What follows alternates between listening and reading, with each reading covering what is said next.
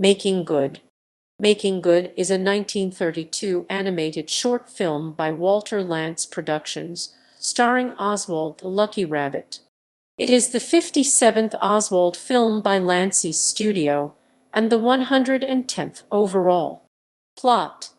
A stork flies and carries a sack full of humanoid creatures which have antennas on their heads.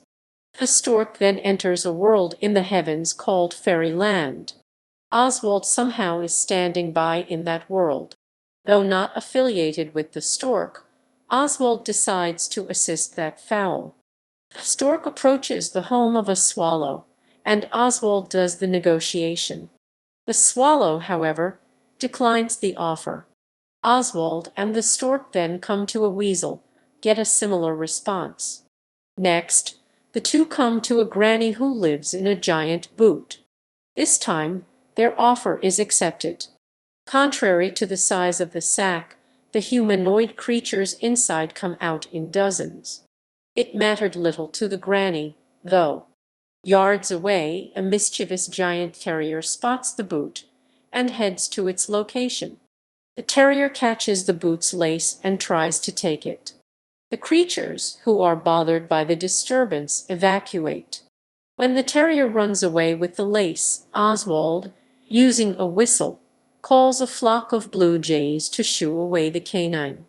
The terrier returns to chew on the boot. Oswald uses the whistle again, this time calling a swarm of fleas.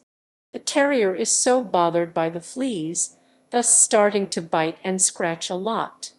This goes until all the terrier's hairs fall off. Though naked, the terrier takes the boot and tosses it off an edge of Fairyland.